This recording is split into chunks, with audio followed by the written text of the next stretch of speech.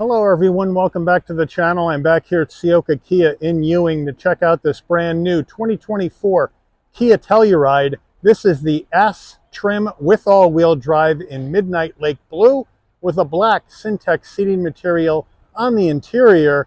So we're going to check out this S trim. This is one up from the base trim.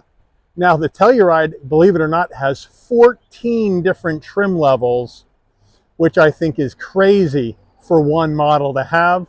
But we're going to check out this S, see if you go down in trims, do you get the value that you may just need to have in a Telluride without all the extra bling. So let's dig in. Front end of the Telluride, Midnight Lake Blue, nice color, very creamy looking blue color, and we're on a string of blue cars right now on a channel. We have flat black on the grille surrounded by brushed aluminum, Kia badge in the middle. We have LED headlights, LED turn signals, LED daytime running lamps, and the turn signals are that new heartbeat style that came in for last year's model. Now we have functional side air curtains as well, with some more brushed aluminum trim down below. Functionality in the grille, top and bottom, and in the middle. As we come around to our wheel and tire setup on the S trim, when you go S trim all-wheel drive, you're going to get a 20-inch machined aluminum alloy wheel, Kia badge in the middle, standard brake and rotor package. Now, these 20-inch wheels are wrapped in Pirelli Scorpion Zero all-season tires, 245 on the width, a 50 series sidewall 20s, all four corners, all-wheel drive. As we move on out, we have the very familiar Telluride shape, but I do like this Midnight Lake Blue. Looks good.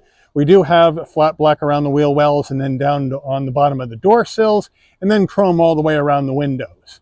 As we come on in closer, we are color matched on side view mirror with LED turn signals, color matched on the front and rear door handle, left side fuel filler cap, up top, roof spoiler coming off the top, color matched roof with shark fin antenna, brushed aluminum on the roof rails, and a standard sunroof. Rear end of the Telluride, we have the roof spoiler coming off the top. We have the wiper down below. I'd like to see them tuck that up top, protect it from the elements and car washes, clean up the design. Kia in the middle, Telluride underneath that. The 4X on the bottom right of the tailgate means all-wheel drive, but on the back, we don't have any LED taillights or turn signals. They're all standard bulbs, and the turn signals only illuminate the bottom half of that taillight housing. And then as we go down below, we have the dual exhaust coming out the right side with brushed aluminum down below. Under the hood of this 24 Telluride S, all Tellurides get the exact same power plant regardless of trim. We have Kia's 3.8 liter naturally aspirated V6 engine mated to an 8-speed automatic transmission, 291 horsepower, 262 pound-feet of torque. Telluride can tow up to 5,000 pounds. MPGs, 18 in the city, 24 on the highway, 20 combined. The engine's minimum octane rating is 87, so you can run this on regular unleaded gas.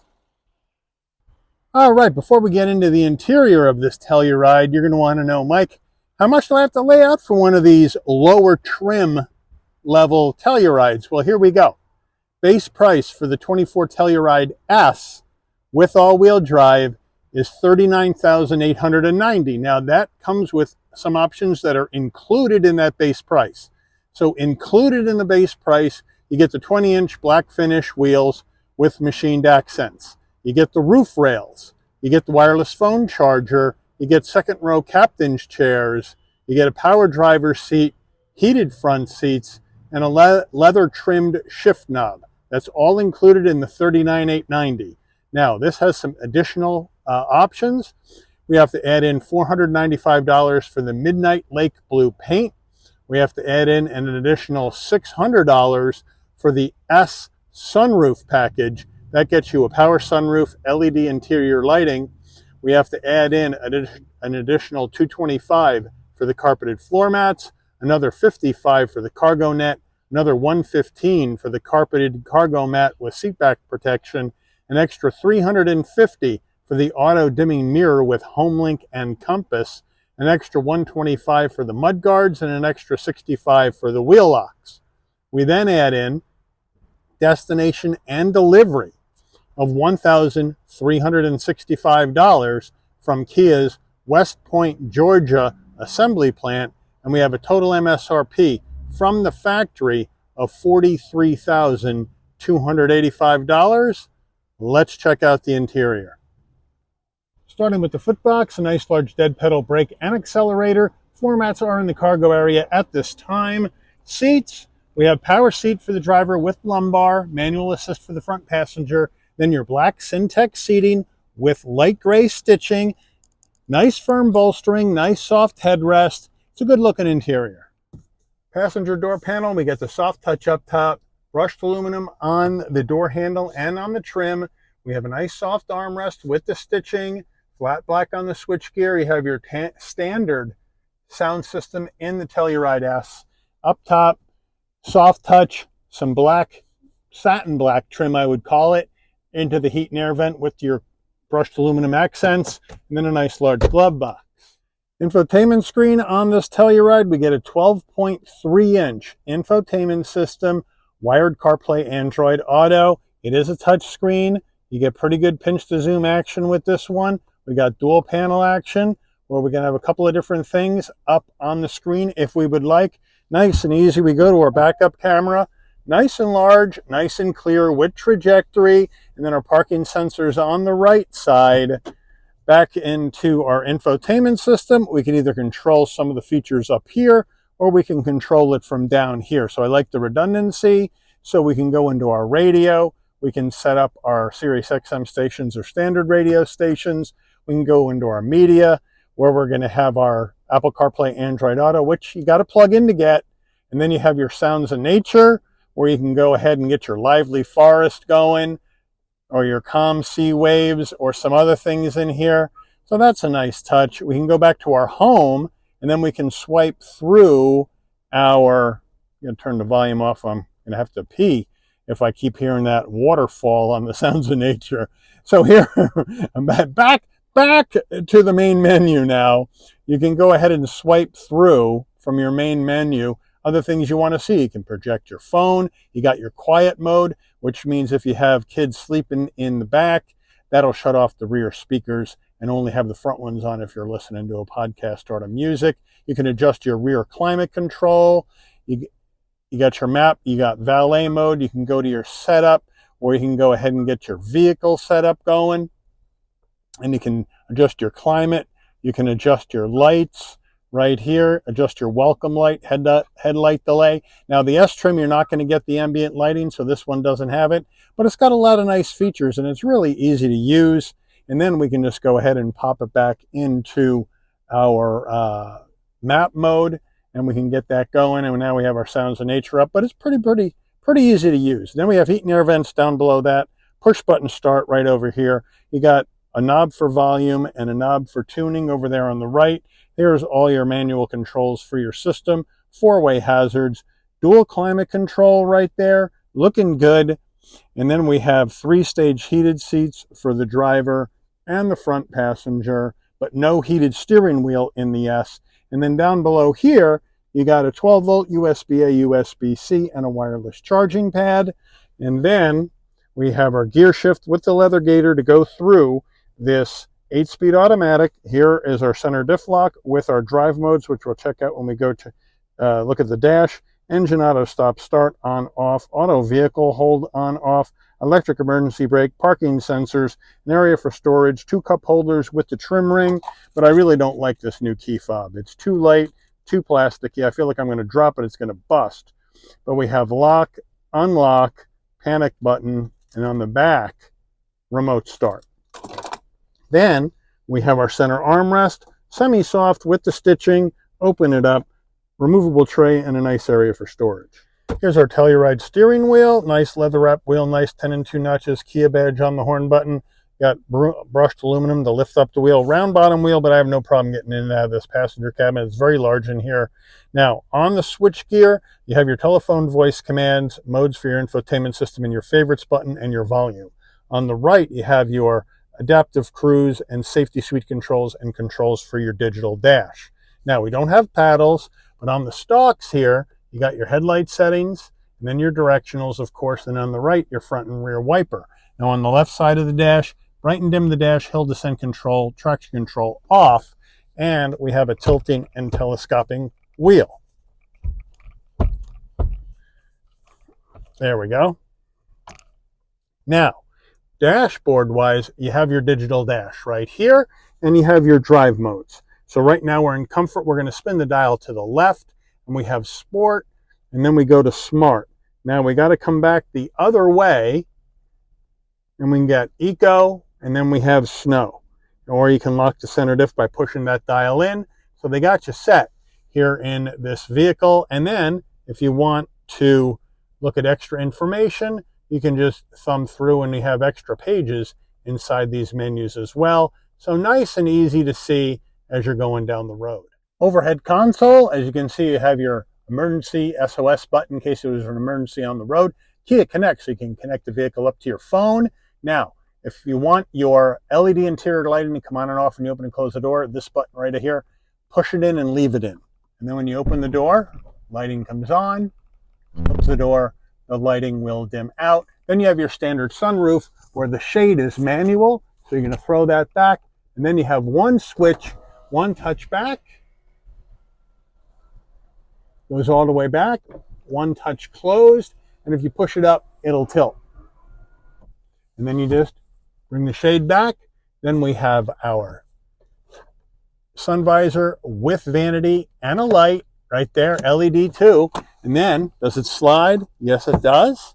And then our rear view mirror that we're paying extra for, we have our home link and our compass, but no digital rear view mirror. You got to go up to top trim action to get that. Getting in the mid-row captain's chairs, I have the seat set for my driving position, so I'll hop on in. Nice and easy to get into with that flat roof. Plenty of room for my head, shoulders, and knees at 5'11". Now we have the Syntex here, then we go plastic, then we have a seat pocket behind the driver and the front passenger. Here's our USB-Cs behind each front seat, and as you can see, it also has a little area where you can coil up your wire so it doesn't dangle in your feet while you're plugged in. That's a nice touch. And then we have two cup holders back here, and then down underneath here, you got a 12 volt for power. So they got you covered for connectivity and cup holders. And then in the ceiling, that is the rear climate control. So they got you covered for climate as well here in the mid row. And the vents are in the ceiling right here to keep you either cool or warm. Back door panels, same as the front, same use of materials. Here's the front door panel looking good. Here's the back door panel looking the same. Mid-row seats, same black Syntex with the light gray stitching. Nice and soft, nice and comfortable, but our armrests are a bit skinny. Kia, check out the Ford Explorer. See how wide and meaty they are? That's where these need to be. And they are ratcheting, which I'm not a big fan of either. But overall, it's a very comfortable area to be in the captain's chair mid-row. Third row action in the Telluride. The button's right up here on your mid-row captain's chair to move this thing forward and out of the way. Now you have a smaller area to get into, but it's enough. And we just step right in, and boom, we are in the back. My seat knees are a little high, but I got plenty of headroom and shoulder width room back here. And we do get two cup holders, another area for storage, and a USB-C here in the third row with this S trim, which I really like. The fact that they're putting these USB-Cs in row number 3 of the one of the lower end trims, one up from base, like I said. And then we have heat and air vents in the ceiling and some LED lighting as well. In row number 3, I'm going to scooch over to the other side, give you an idea how much knee room I have. I mean, I'm a little crinched up back here, but as a full-size adult, I could ride back here for a while. But if you're going on a long road trip, I'd probably put the smaller adults or children here in row number 3. But they did a nice job, and they didn't skip out on the seat material. It is nice and soft, and it is nice and comfortable. Getting in the cargo area of your Telluride, it is a manual tailgate on the S trim. So you come right underneath where the U is, there's a button, you hit it and you lift up. The tailgate itself nice and light, but with all 3 rows up, you're looking at 21 cubic feet of cargo space, which is a great number for this mid-size 3-row SUV. You come in closer, you have this carpeted floor mat that says Telluride on it, right there, looking good. And then we can open this up, lift that up, open up the bottom. More storage, and then underneath here is the spare, and there's your sign that says spare tire. So that's a good deal. And in the back here, you have 12 volt for power, an extra little cubby right there. We got lighting as well. Now to take the third row down, it's manual. You just have to pull the strap and throw it forward. Pull the strap, the headrests will go down, and then throw them forward. Now you have more room, and the one thing I love about Telluride is from your tailgate area, you can drop the mid-row, which is not true on a lot of the competition, especially the Ford Explorer and Toyota Highlander, to name a couple. But here it is right here. You just push the button, down she goes. You push the right side now, down she goes. And now, with all seats down, and it goes nice and flat, 87 cubic feet of cargo space in the back of this Telluride. But unfortunately, even though you can drop them from back here, you got to go around each door to put them back up. All right, here is our window sticker, 24 Telluride S V6 Midnight Lake Blue, nice color. We're going to go through our standard features on the left.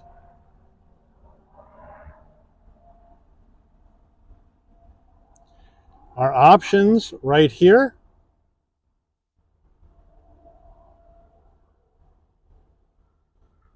Our total vehicle MSRP from the factory. There is our fuel economy estimates. Crash ratings made in the United States and Georgia. All right, we are on the road in this 2024 Telluride S with the all-wheel drive in the Midnight Lake Blue. Loving the color. And you know what? This S trim has some nice stuff in it, I have to tell you. You know, one up from the base. And I'm getting the 12.3-inch screen.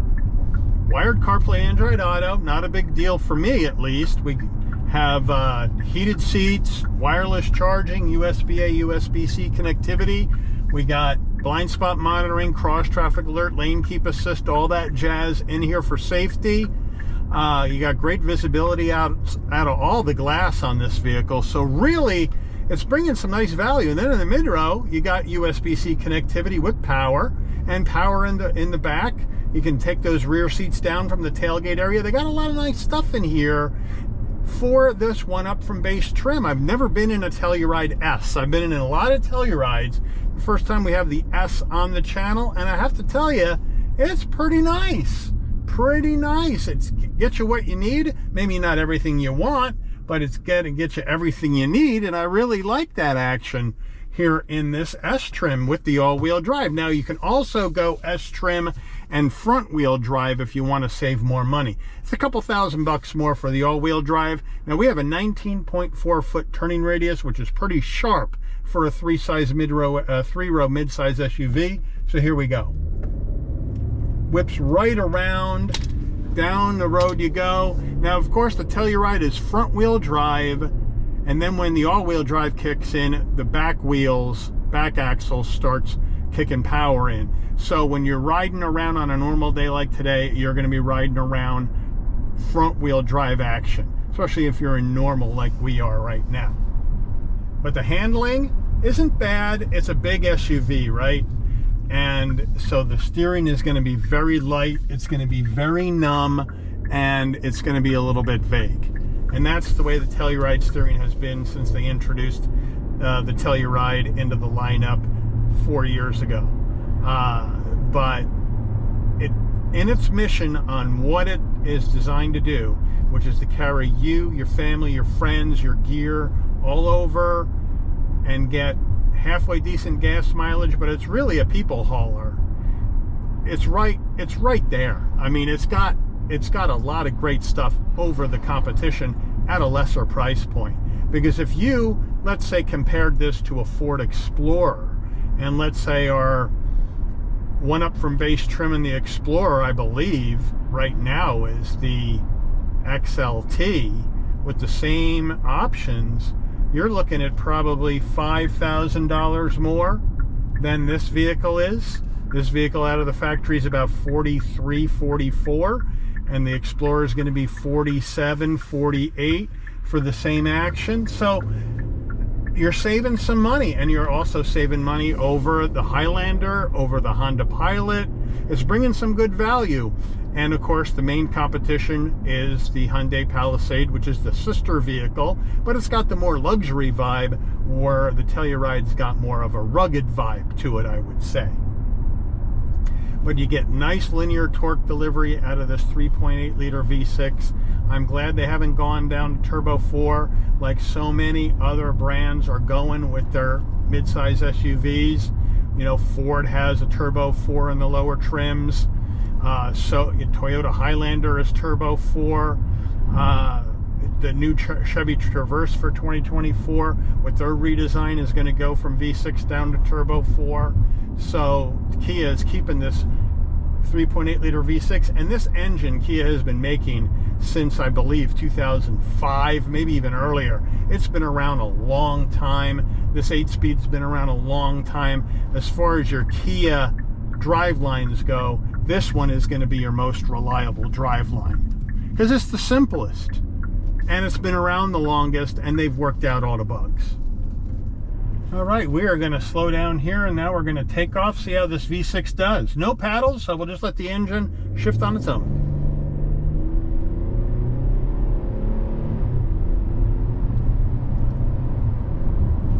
And boom, right up to speed, no problem. Easy peasy, 1, 2, 3. Gonna get some wind noise, gonna get some road noise, but overall it's not a really noisy cabin. It's actually pretty good as far as that stuff goes, as far as wind noise and stuff goes. They did a nice job on this vehicle, a real nice job, and that's why they sell so many of these. So let me know, Kia Telluride S all-wheel drive, yes, no? Are you gonna go Telluride but you want more action, so you're going up in trims and paying more money?